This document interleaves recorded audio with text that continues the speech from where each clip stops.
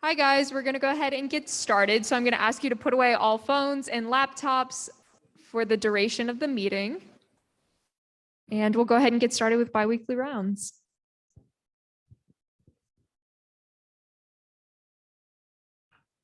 Hello, BMSA. My name is Evan. And I'm Maddie. And we are this week's hosts for biweekly rounds. The semester is coming to an end quickly, so be sure to get your 70 points to stay active. We have some awesome events coming up, so mark your calendar for the upcoming service events and academic workshops.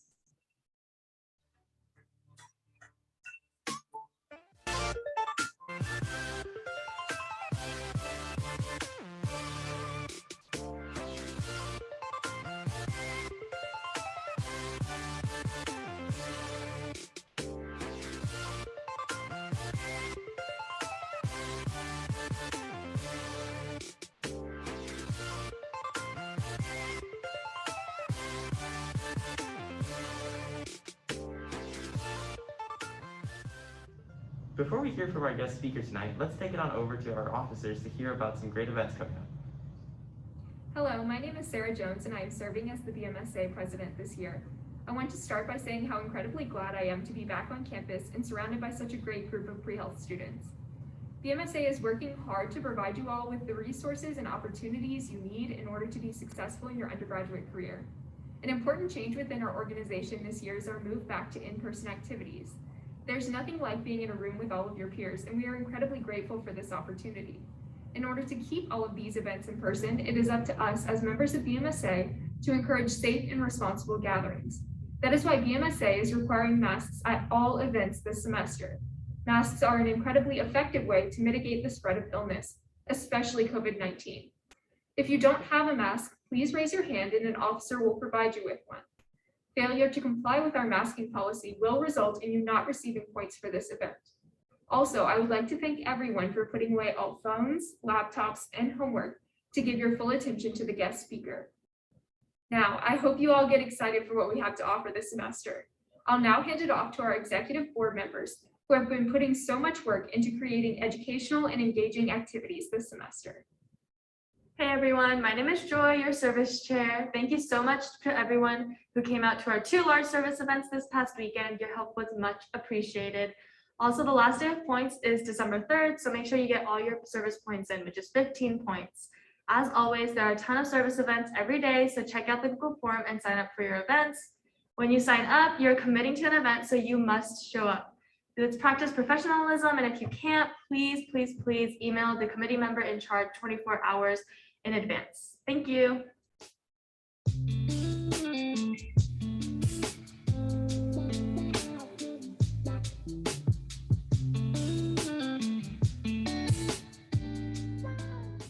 Hi, my name is Natalie. I'm the research and internship chair. I wanted to tell you all about some of the upcoming workshops for this week. So tomorrow at 7, we have another Stop the Bleed workshop. So if you weren't able to go get certification from the last one, you have one more chance this semester. And then on Thursday at 7, we have a professor research panel. And that's going to have 4 professors. 2, I believe, are bio professors, and we have a chemistry professor, and then a psych/neuroscience professor.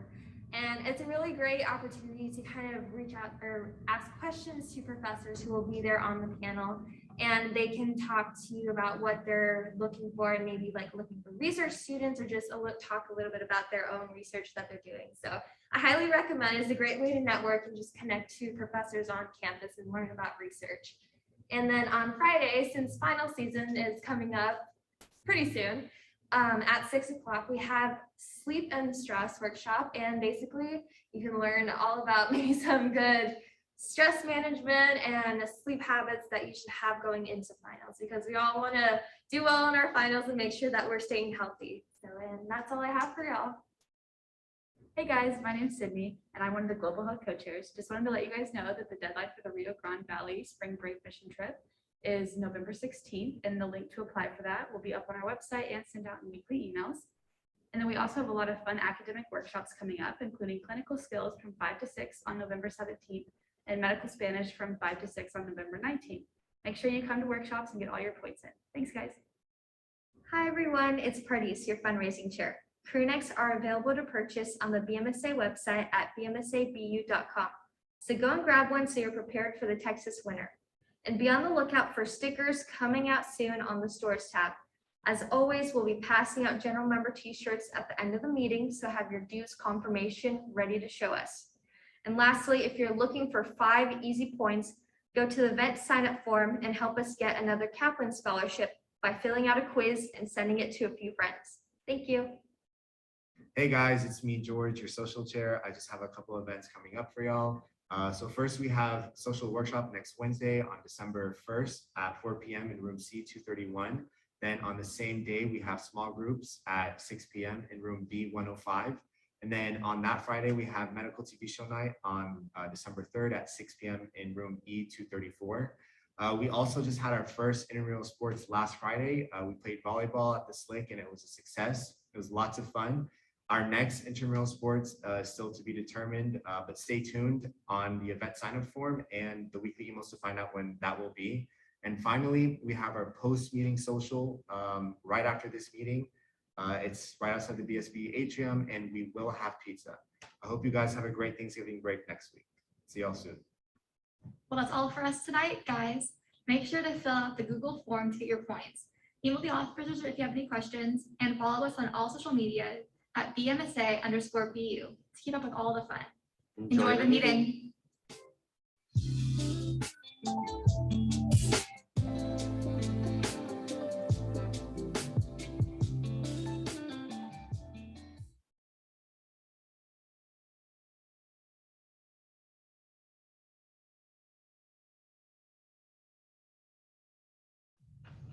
Hello, BMSA. My name is Evan.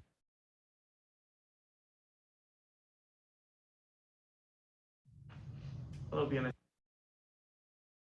Okay, just a reminder one more time, the 2 parameters for getting participation or getting attendance for this is that you all wear your masks correctly. That's over the nose and under the chin for the entire duration of the meeting, and that you are not on your phone or on your laptop. Okay, our executive board is around. We want to make sure everybody gets their points, but we want it to be fair. So please, please, please, those are the only 2 rules that we have. Okay. The next thing I want to talk to you guys about is this Kaplan code. We are so close to getting this additional $2,500 scholarship, which is going to benefit you all as you will be able to apply as members of BMSA to receive this. So if you haven't done so already, please go ahead and scan this. It's just a very quick form to fill out. Every email, every sign up that we get is one step closer. I think we only need like maybe 150 or 200 more emails and then we'll be there. So that'll be a really great opportunity for you guys. That's the price of a full length, like live MCAT prep course. So super helpful. Okay, the next thing that we're going to talk about is BMSA scholarships, and Danny is going to talk to you guys about that. So speaking of free money, we are giving away several scholarships this semester. We have 4 tuition scholarships, we're calling them, and 1 full Kaplan scholarship. The Kaplan scholarship, like it says, is worth $2,499, and that can be put towards any course on their website. We get all kinds of good stuff, help you study for MCAT, etc. Go talk to Pardis if you want more details. Also, our 4 tuition scholarships are worth $250 each.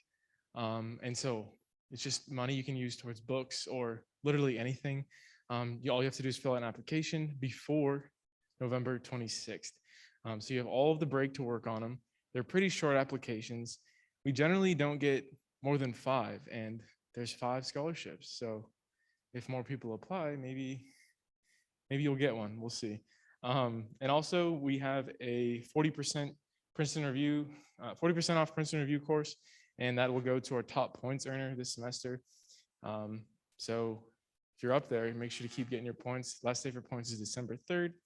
Remember, you need 15 service points and 15 academic points, and then the rest can be whatever you want. And so with that, I'll introduce our guest speaker for tonight. Our guest speaker is Captain Larsen. He is an active duty physical therapist in the Army, currently serving in the role of a healthcare recruiter for the North Texas region. So he made a little bit of a drive to get down here. So please give him your full attention. He did his undergrad studies at BYU in Utah. He did a 2017 graduate of the Army Baylor Doctorate of Physical Therapy program at Baylor. Awesome. Served his first tour of duty at Tripler Hospital in Honolulu, Hawaii, and has been married for 5 years, has a beautiful 9-month-old daughter and 2 dogs. Please give it up for Captain Larsen.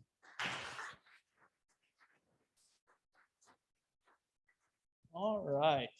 Can everybody hear me back there? Perfect. Let's just see if this will stay on my pocket. It's nice having built-in lapels to be able to handle the microphone. So as he said, I'm Captain Larsen. So I'm originally from Kansas City, Missouri. Anybody from Missouri? How lame. That's all right. I won't hold it against you. Where are you guys from? I assume majority from Texas. If you're from Texas, raise your hand. Okay, definitely majority. Let's see, Florida. In Floridians, okay. California, quite a few Californians. New Yorkers. Nobody from New York, maybe. All right, what's a couple other big states? Michigan, I don't know why that one came into mind, but that one was next. Oklahoma, got one from Oklahoma. Let's see, anybody from Kansas? Okay, a couple Kansas, but no Missouri. Are you on the Kansas-Missouri border? Oh, the worst side, but that's okay. I'm from Lee Summit, so I don't know if you're familiar with it. Yeah. So I'm right there, kind of on the border. I'm a KU fan, basketball. Even though I'm a Baylor grad, I'm sorry guys, I'm a KU basketball fan. That's just what I grew up with. And then, but I was really happy that Baylor beat OU, so everybody should be excited about that this last little bit. So as Danny introduced, so I'm a physical therapist in the Army. I'm active duty. Active duty meaning like this is my full-time profession.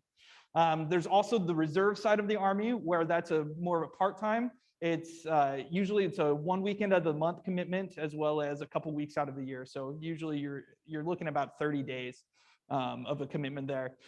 It's a little bit different. They have jobs on the outside and they do the Army thing kind of part-time. Whereas I'm active duty, I'm Army full-time right now. As he said, I graduated from BYU back in 2014, which is crazy to think that that's 7 years ago. So I've been in the Army for 7 years. I started off with a degree in mechanical engineering, decided that wasn't for me. Switched my undergrad to history, which I studied for undergrad. And I wanted to go to PT school. And so I switched to history because you don't necessarily need any specific degree to go to grad school. You just need to make sure that you hit those prerequisites. And I will tell you that my schooling, I loved school so much more after I switched from mechanical engineering. It was night and day how much I enjoyed school. I'd always wanted to study history. I never wanted to be necessarily a teacher. I didn't want to be a lawyer. But once I decided, hey, I'm going to go to grad school, I'm going to switch to something I enjoy, and it was awesome. I know history is not everybody's thing, but it was mine. And so I graduated in 2014. It was actually in a club similar to this that I first heard about the Army Baylor physical therapy program. I was in the pre-PT/OT club. I was like, hey, I can get paid to go to school rather than pay $150,000, which is roughly the cost of PT school. It's like, sign me up. And so I reached out to my recruiter. I actually had not a great recruiter. I reached out to them in March. I didn't hear from them until September. And that's actually one of the reasons why I wanted to be a recruiter myself. So this is just a kind of a temporary assignment for me for the next couple of years, because I wanted to let other people have a better experience than I had. Now that I'm on this side of things, I understand why they didn't reach back to me, but it still was frustrating. And so I don't want that to happen to other people. But I got accepted into the program, and I started that in 2014. For me, it was a 7-year commitment. So I'm actually hitting the end of my first commitment, but I've enjoyed what I've done enough that I'm planning on staying in. So just a little bit more about myself. So a couple pictures. So this was the first thing that I did with the Army is I went to the basic officer leadership course. So any officers will go through this course. So think of basic training, but then throw that all out the window because that was not what it was like. It was more just a whole bunch of PowerPoint slides, and we did a couple cool things as well. This picture right here, it has us in doing a ruck march. That was the one ruck march we did. It was it was 4 miles, not 16 miles, 4 miles, and we had to do it in 60 minutes. It was pretty low key. And then we got to dress up in the CBRN, so chemical warfare gear. just kind of playing Army. It was fun, pretending to have a mass casualty during a chemical warfare. So you have to be prepared for anything in the Army. You usually don't have to worry about that as a civilian, but in the Army, it could very well happen. One thing that I was sad that I didn't get to do during my training, it was one of those like forged in fire things that they would take you like into a gas chamber. It wasn't working when we went through, and so unfortunately I did not get to do that. But I had a great experience with Bullock. So that basic officer leadership course, I made some good friendships. I got close to my classmates, and they introduced what it's like to be a medical officer in the military. So this is my PT class. So on your guys's right, whichever way, your guys' left, there we go. That's us right at the start of school. We did kind of a get to know you scavenger hunt, and then that's us at graduation. So you see a couple different uniforms. The ones in white are Navy, and then there were 2 Air Force, the ones in the lighter blue, and then the rest of us were Army. I had 24 classmates, 20 of them were Army, 4 were Navy, and then 2 were Air Force. 26 classmates, there we go. 20 of them were Army, 4 were Navy, 2 were Air Force. And it was a lot of fun. It was a lot of fun. So a couple just pictures to introduce me. Met my wife while I was in PT school. Met her at church. We married in 2016. That's us down not down in Scotland, but in Scotland. We went over there after I graduated from physical therapy school. I would love to travel again. That was so much fun. One day we'll be able to again, one day. And so then we added an addition of my puppies to us. So Bingley turns 5 actually this month. Next week he turns 5. He's the little corgi mix with the birthday hat. And then Merlin is 4. Merlin actually just went through a back surgery. It was crazy. And that's something I was glad that I was able to kind of help support him through that. But he's some nut. We got him in Hawaii. He was a foster fail. My wife and I fostered puppies back in Hawaii, and him and his brother were the first 2 that we fostered, and we adopted one. So that's all right. And then this is my daughter, Eleanor. We call her Ellie. She's a lot of fun. Her favorite word is Dada. I actually just got done with a 3-week training, so I was away from them for a few weeks. And when I came back, she's just been super clingy to me, and I've loved it because my wife's been a little bit jealous, but I've loved the attention. So she definitely missed me, and so that was a lot of fun. All right, so now kind of to the meat of everything. Okay, who here is pre-med? Who here is pre-med? Okay, by far the majority, just like those from Texas. What about pre-dental? Anybody pre-dental? All right, I'll skip over the dentist part. Pre-physical therapy? Boo. Occupational therapy? Anybody? Okay. Well, it's a good thing that most of my talk is about pre-med. Nutrition, anyone? Anybody in nutrition? Let's see. CRNA, that's probably more the nursing program. It's a little bit different. Vet? No vets. Optometry? No. Okay. Social work or clin psych? All right, so pre-med. That's what the group is, pre-med. Anybody that's not pre-med other than Danny? Okay, nobody not pre-med other than Danny. All right, well, we're pre-med. It's all right. That's mostly what I have to talk about. These are just all the other options for student programs actually through the military. I'll just go over briefly since they're not necessarily relevant to you guys.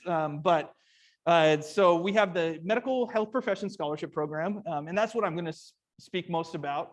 On that being said, there's also a dental HPSP scholarship, a veterinary and optometry, and every once in a while there's a pharmacy as well, just kind of depending on the numbers in the Army. We also have the Baylor Physical Therapy Program and the Baylor Occupational Therapy Program. This is different from Baylor themselves have their own PT program. I did not know that until I was looking up my school program a couple months ago. I was like, this is not the program that I went to, because they just recently opened up their own, but it's the Army's program down at Fort Sam Houston, associated through Baylor. They also have the Baylor GPM program, so training dietitians, CRNA. I've actually talked to quite a few people interested in CRNA just today, social work, and then clin psych. But since it's mostly pre-med, that's what I'll talk about. So the health profession scholarship program. So this is kind of just a rundown of what we'll talk about. I'm an Army recruiter. I'm going to talk about the benefits. I'm one that I have no problems talking about some of the issues I've had with the Army, because it's not all sunshine and rainbows. I've always said I'm not necessarily the greatest salesman, because I'm not really here to sell it. To be honest, I'm just giving information. Because some of this is relevant to you guys, some of it, none of you guys, it's not relevant to you, and that's totally fine. It's I just want to make sure that people are aware of the opportunities out there. I know I saw a few of you guys. I recognize a few of you guys from the Baylor Career Day a couple months ago. I spoke with you. We were one of the only like healthcare oriented places. All the rest were like technology and business and things like that. So a lot of people came up and spoke with us. And so then, yeah, we'll talk about the application process. I'll skip over the dental since nobody's dental, and then just kind of summarize it at the end. So the health profession scholarship program, you commission as a second lieutenant. So there's kind of two different parts of the Army. There's the enlisted side, which usually that's straight out of high school. They do not require a degree. Many enlisted people do have bachelor's degrees, but it is not required. And then there's the officer side. So there's kind of two ladders. There's the officer side, which you need at least a bachelor's degree to become an officer in the military. And so we have the enlisted side and the officer side. I specifically recruit only for the officer side. That's where the healthcare professionals are. It's actually coming in as a healthcare professional is one of the only ways to come in as a direct commission through the Army. Everything else usually comes through ROTC programs. I spoke to your ROTC program last week, and it was a good experience there. And so that's where we get a lot of the officers, but we still need to fill in kind of the gaps with the healthcare.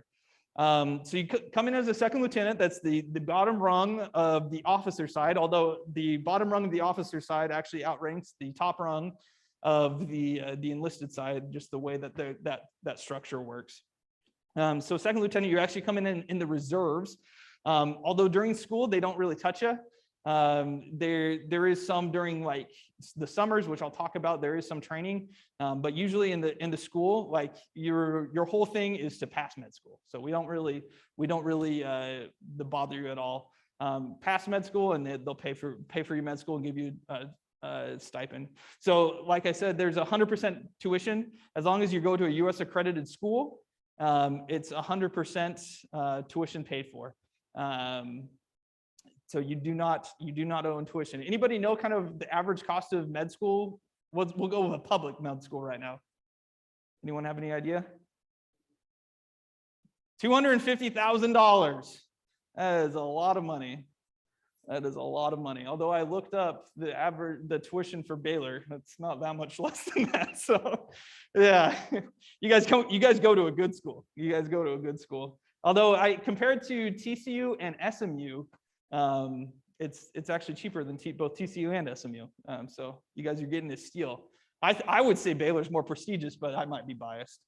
So you also get all your books. If you need a laptop for schoolwork, if they say you have to have a laptop, they'll pay for your laptop, pay for all your books. Anything that you need for school, they will reimburse you as well. Plus you get over $2,400 monthly stipend while in school. I know $2,400 while I was an undergrad, that seemed like a lot of money to me. Consider I was usually living off about $11,000 for tuition and room and things like that. So $2,400, you get that each month. And then when you do your active duty training during the 45 days, it's around $5,000 to $6,000 because you get active duty pay while there. So those are some of the kind of the benefits of the scholarship. So obviously, so the Army is paying for this. What do they want out of you? It's in essence a one-to-one. So if you do 4 years of med school, you owe back 4 years. However, if you do a longer residency, you actually owe the number of years that you do as a residency. If you do a 5-year residency, like for general surgery, you'd owe back 5 years. And so that's kind of the way it goes is you go to med school and then you would join one of the Army's residency programs, which we'll talk about how that is actually a benefit. And then you would owe back either the 4 years from med school or depending on the residency, that's how long. Just kind of how I talked about, it just all kind of depends on what you want to do. So residencies, so you might think that the Army would only train general surgeons or other things like that, but that's actually not true. We have pretty much any residency that you would could think of or would be interested in. So there's 70 different residencies and 73 different fellowships. All of them are accredited and 95% first-time pass rate. That's how they judge how good a school is. That's how they judge how good a program is that pass rate. So 95% is better than national average. Part of that is because you guys don't have to worry about anything other than school, because you're well, at least financial wise, you don't have to worry about paying for it, how you're going to pay for it, and this is what happens when you have too many pockets. So that 95% board pass rate, because I doubt anybody wants to go to med school and then not pass med school. I don't think that's in anybody's plans. So these are the different residency locations. So San Antonio is a big one. That's kind of the hub of military medicine. Walter Reed out in DC. Tripler, which is where I served my first 3.5 years after PT school. So I had to live in Hawaii for 3.5 years. It was rough. Living on an island where people spend thousands of dollars to go for a week. It was a lot of fun. It was never in my life did I ever think I was going to be living in Hawaii.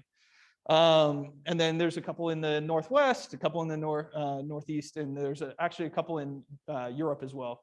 There's in Landstuhl, which is in Germany. So there's quite a few different residency programs and locations. This is just kind of a list of the different residencies that we offer. So almost anything that you can think of.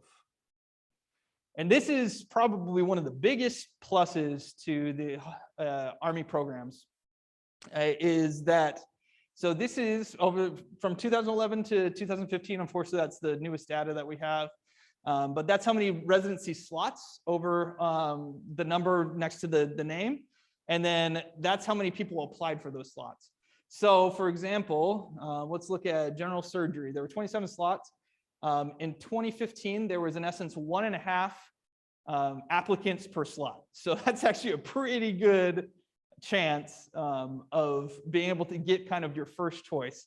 Compared that to the outside, it doesn't even quite compare. Let's look at orthopedics.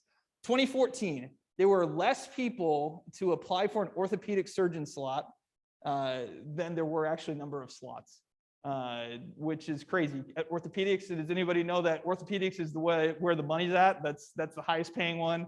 Anybody who wants to be an orthopedic surgeon? I work very closely with orthopedic surgeons as a physical therapist. But yeah, that's where kind of the big money is at. But there was actually less people, which is that one again is one of the most highly sought after residencies after med school.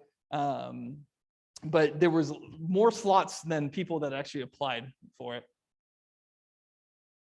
And so here's a couple others, just kind of showing that as well. Apparently nobody wanted to be a psychiatrist in 2013. I assume that's probably the same case for 2020. But yeah, so last year there was less than 2 people applied to each residency position. So higher likelihood to get the position that you want. And that's kind of the big plus of the Army system. Air Force and Navy have a similar program, great program as well, but this is one of the big things that the Army actually has to offer over the other two. It's just, we have 300 slots for HPSP compared to their smaller number. I don't know their numbers exactly, but we have 300 and they do not. Combined, they do not. So that's kind of one of the biggest things. So you would start off, so in that first year, so like I said, the Army does really not touch you during school at all. That first break between in the summer, you would do your basic officer leadership course. They used to have people do the basic officer leadership course prior to them starting med school, but they found that that would actually bump up against when people started, and so it was putting some people behind. They changed that because they realized that was an issue, as we need to get people to med school on time. So you do the basic officer leadership course. It's a 6-week training at Fort Sam Houston. That's the one where I did. You learn how to be an Army officer. It's nice. It's almost like a little vacation to some extent, except for you get paid for it, because most of the time it's recent grads, and it's just a whole bunch of PowerPoint slides that kind of wash over your head, and you retain some of it. But no, it was a good time. And so the 3rd and 4th year, you actually do clinical rotations at Army hospitals during the summer. One of the nice things about that is actually you can change that up to make sure that you're going to, like, hey, this is a residency I want to get into. This is where I want to do my clinical rotation at, so I can kind of already get in with that program. It's just a good opportunity to network.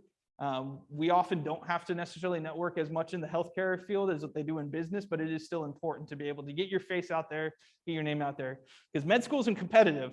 It really is. I'm sure you all know you have to get good grades. You have to work hard for it. You have to put yourself out there to get in. But that just gives you an extra opportunity to kind of make a name for yourself during those things. Plus, you're getting active duty pay during that. And this is kind of what I was saying is it is not basic training. My story from this is there was a prior enlisted guy in my basic officer leadership course. I don't remember what we did as a class. I think we were, he wasn't very happy with something that we did. So he put us in the front leaning rest position, which is like the push-up position. And had us hold it there for like 30 seconds. So very minor, but the next day he got apparently very much in trouble and had to come in front of the whole class and apologize for doing that to us. But it wasn't bad. So this is for dental. If anybody was dental, they have the same opportunities, although the dental one is quite a bit more competitive, just because there's fewer slots. But I can skip that part. So just kind of, this is the application process. So you have to be physically qualified to serve as an officer. So you need to be, for the HPSP, you need to be a citizen of the US. So you have to be a US citizen. You have to be 42 years or younger, which I don't think there's anybody over 42 or even close to pushing 42. I'm probably the oldest one in here. You have to be able to pass a PT test. You have to have being good physical health. There are like many medical things that happen, like, hey, you blew out your knee back in playing soccer, blew out your ACL playing soccer in high school. Like they do have waivers for that. It's generally easier if you don't have to get a waiver, but they do have waivers for that. And also don't get arrested. That's kind of a big one too. One, you guys shouldn't be getting arrested because that would not look good on a med school application. It's not something you want highlighted.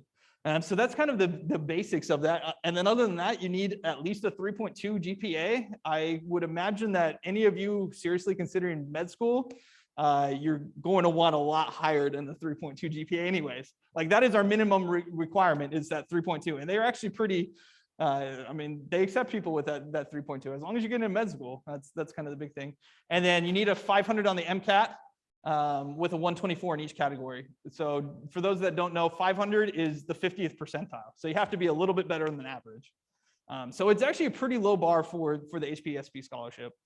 It's one of those that we want to bring in. We do have some standards for it, but we want to bring in as many people as we can, because it is important to have the medical force supporting those that are infantry, those that are on the front lines. It's very important to have that. So pretty low. And if you don't get a 500, there are waivers. Don't let that like stop you from reaching out. It's just a lot easier if you hit the minimums. I would say last year, just because of COVID, There were 300 slots. We only brought in 250 people. It changes year for year. So compared to the competitiveness of that, it changes year from year. But it is a pretty good, if you're hitting those minimum standards, that you're going to be fairly competitive to get the scholarship program.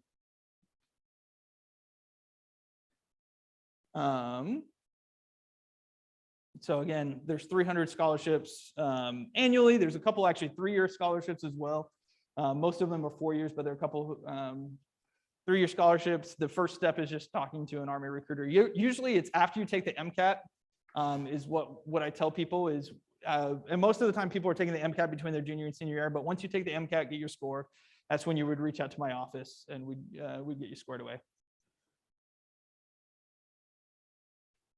So just kind of in summary of this program, so it's 100% tuition, so you pay zero monies.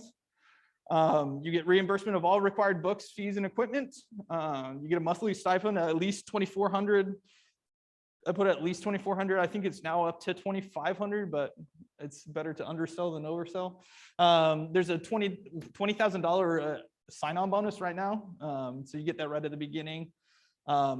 Again, the biggest probably benefit is like you get access to those military residencies, which you'll find you'll start worrying about once you're in med school. You think med school is like, you get into med school, that's the end of your journey. That is unfortunately not. Getting a residency is and getting through that.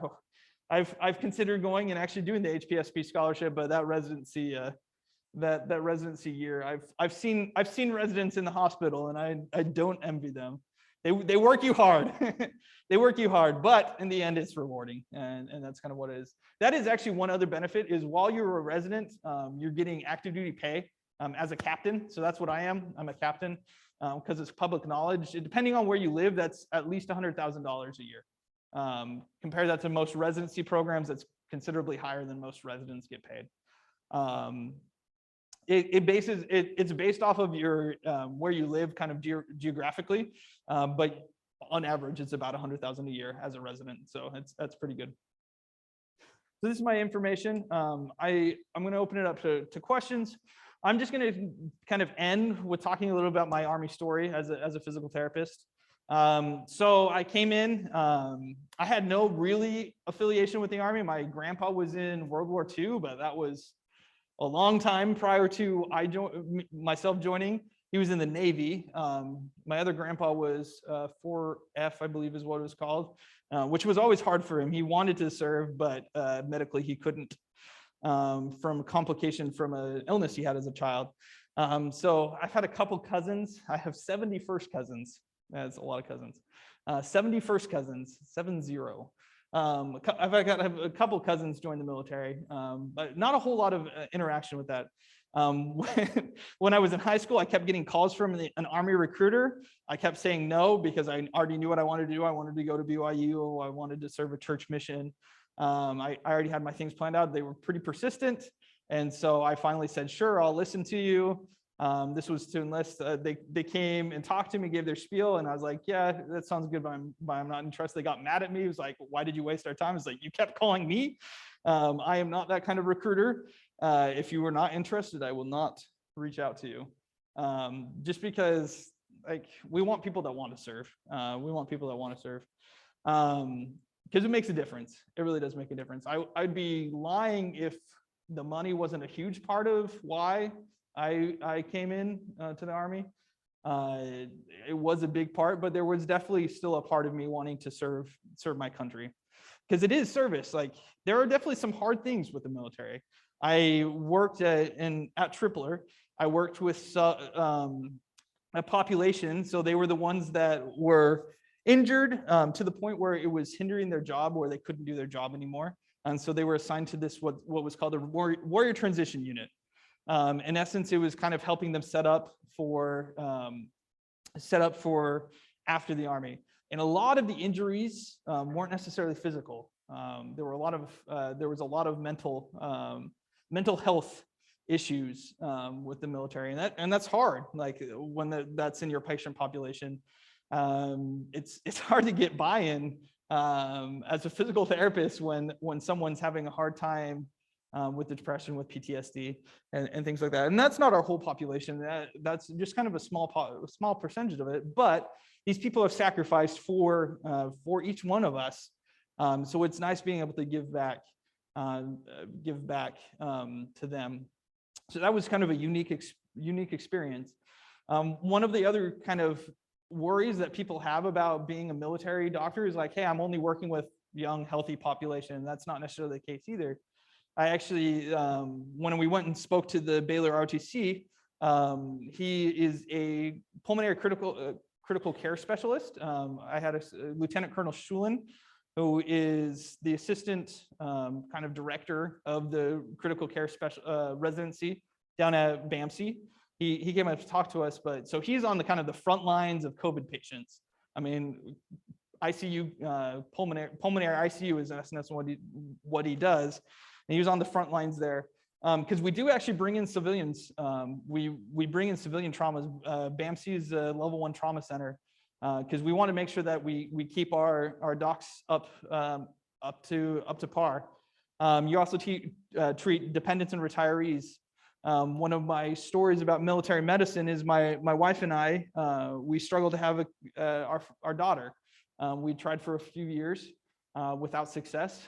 Finally, my wife was seen by fertility, and they determined that she had endometriosis. She had a surgery for endometriosis. I was actually friends with the doc that kind of got it set up. And the next month after her surgery, she was pregnant with our daughter. And so I was grateful for that. And we didn't have to pay a single thing throughout all of that. The healthcare benefit was definitely helpful. My daughter, unfortunately, is probably going to need corrective eye surgery, which is scary. And it's one of those things that I want to put people in that I would trust with my daughter. So, because she means the world to me, even though she's only been here for 9 months. But it's one of those I want to trust, and I do trust those that have that training, have that training. And I mean, that's kind of why I'm here as a medical recruiter. I just want to make sure that I bring quality people that are interested. And I mostly just want to let people know of the options, the opportunities. So afterwards, I'm going to take some questions now, but afterwards, if you want to come talk to me, take my business card, feel free.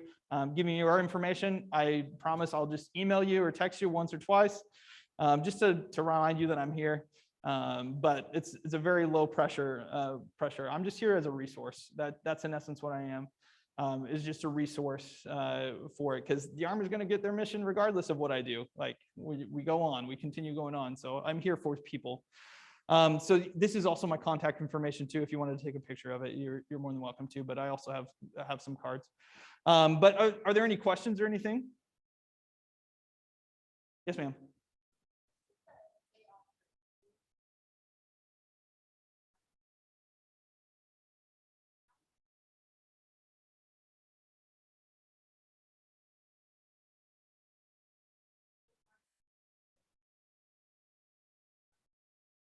I think there's a lot of misconceptions. One of the biggest one is the Army does not pay as well right after med school. That's 100% compared to a doc an orthopedic doc can make, well, with experience can make $800,000. The Army is not going to pay $800,000. So that's kind of a big thing, is like, oh, the Army is not going to pay as well.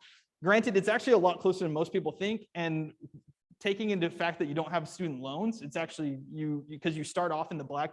By the end of the 4 years that you owe back, you're still ahead. But there's still that misconception as, hey, the Army's not going to pay you as well. Totally fine. Another thing is a lot of times people just don't even know about the HPSP scholarship. That's why I'm here, because they don't know about those opportunities. I didn't know about the Baylor program until it was actually the dean of a different PT school. That was what he had gone through, and that's what kind of helped me hear about it. I mean, the Army is a sacrifice. It can, you're not fully in control of where you go. They do take your input as to where you want to go. They do kind of take that into account, but you're not kind of fully in control. Plus, there is a risk being in the military. It's a fairly low risk for doctors. I can't even tell you the last. I mean, luckily we're not in any active wars, so hopefully that continues. But I can't tell you the last one that did pass away. But there is that inherent risk, and there's that chance that you could be taken away from your family for about 9 months. So that there are definitely downsides to that. I think one of the biggest things though is people think about is the money, and they're like, hey, we don't need to worry about it because we're going to be making a lot of money on the outside, which is true, but often it takes you a long time to get back into the black after being in the red. So there's some of the reasons. Last year, I think one of the big reasons why we didn't was just COVID, to be honest. We didn't have as much ability to outreach to people. Usually I think that was kind of a big thing as well. Usually we're pretty close to hitting our mission of 300. Last year was a little bit more of an exception.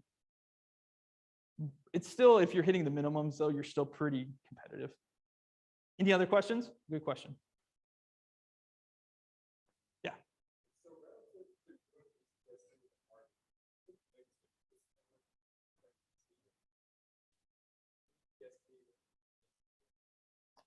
Good question. So we offer the exact same like benefits and things like that. None of the services can offer anything different. I will tell you, sometimes the Air Force and Navy are actually more efficient in terms of getting people in to it. The Army is the largest, so there's a little more, sometimes more bureaucracy to it, which can be frustrating. So the process is a little different, but the biggest thing that the Army actually has over the others is most of the residency programs that the Air Force and Navy are taking part of are Army residency programs. And so there is some precedence to Army people. So there's a slide deck that I just seen. I didn't include it here, but it was about 90% people got into their first choice of residency. When you looked at the Navy and Air Force, it was much lower than that. So that's kind of the biggest difference there. But that being said, I have nothing against my Navy and Air Force people. And so that was actually another reason why we lost some people, because we had people accept, but then they went to other services. So that was part of that last year too. So yeah, there's not a huge difference, to be honest. Just, do you want to be in a boat? I mean, yeah, that's the big thing. Usually, I thought I wanted to be Navy coming in. The reason I chose Army was because there were 20 slots for the Army, 4 slots for the Navy. I couldn't apply for the Air Force, and so I was like, hey, no, I'll pick Army because that increases my chances. After seeing one of my classmates was immediately put on an aircraft carrier, and kind of seeing his working conditions, and he loved it, but seeing his working conditions, like, no, I'm glad I'm in the Army. So great question. Anything else? No? Yep.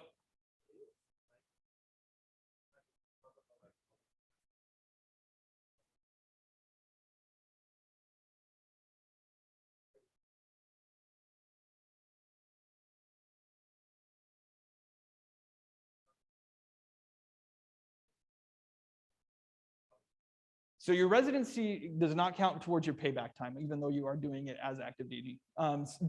So a lot of times we bring people in from ROTC who have on top of that an extra service commitment, because the nice thing is, like, I can retire. So I'm at 7 years in 13 years, I can retire with a pension.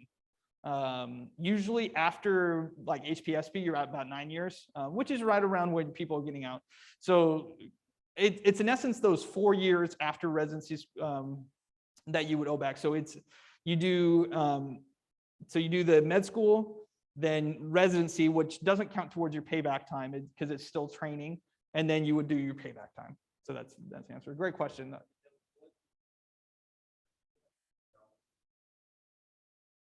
Payback time? Oh, you're just assigned as a physician in your specialty.